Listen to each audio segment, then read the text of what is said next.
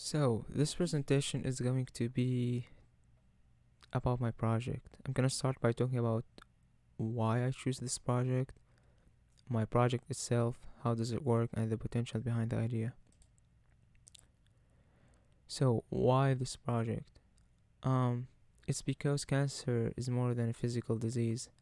The impact of cancer diagnosis on family members, relatives, or friends can cause deep psychological scars, which may manifest themselves physiologically too.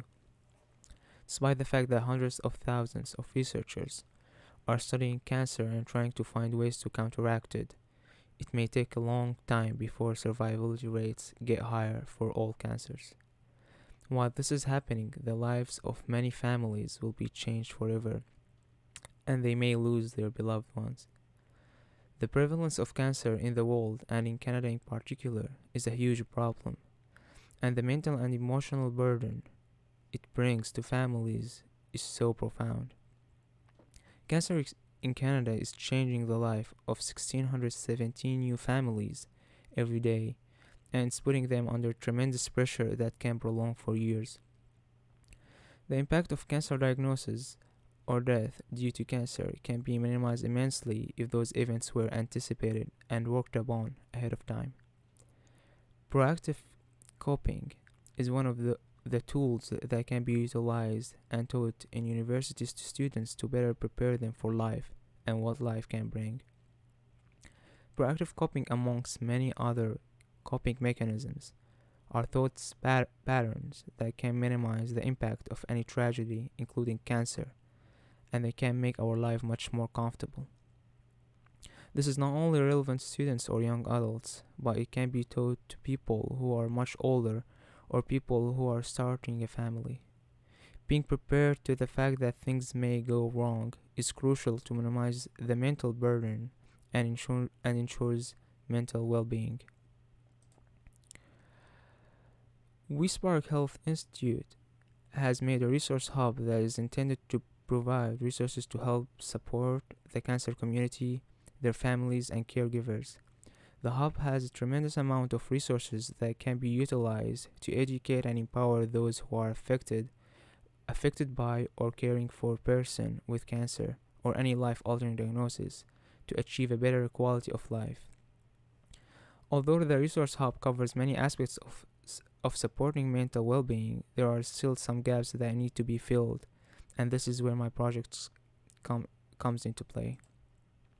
My project. So my project revolves around advancing the WeSpark Mental Wellbeing Resource Hub by incorporating proactive coping. All the resources provided by the Mental Wellness Resource Hub focus on the period post to the experience. In essence, they are all only concerned about coping with cancer after diagnosis.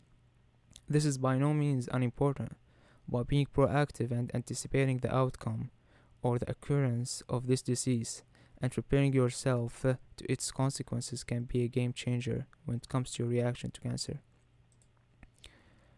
The survey. As a part of my project, I'll be conducting a 15 multiple choice question survey aimed to assess the knowledge of the public about proactive coping and the different coping mechanisms utilized to counteract cancer psychological effects. The survey is also intended to inform the gap existing in our resource hub to better understand the future steps to advance it. So, how does proactive coping work? By definition, proactive coping consists of efforts undertaken in advance of a potentially stressful event to prevent it or modify its form before its occurrence.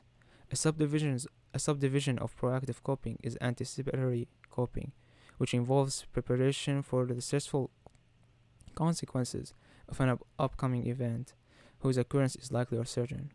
This type of coping is tremendously important in the case of cancer for reasons that will be discussed in my project. Stages of proactive coping. We have multiple stages for proactive coping, and they start by resource accumulation, recognition, which is the attention and detection of potential stress, initial appraisals of emerging stressors, preliminary coping efforts, elicitation, and use of feedback, which is used to to modify the primary coping steps.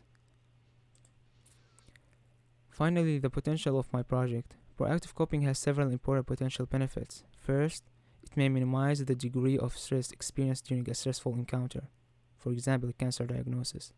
Second, the ratio of coping resources to the magnitude of a stressor is likely to be favorable when the stressor is tackled in its early stages rather than its full-blown state, aka advanced stages of cancer. Third, when a stressor event is on the horizon, there may be a range of options available to manage it.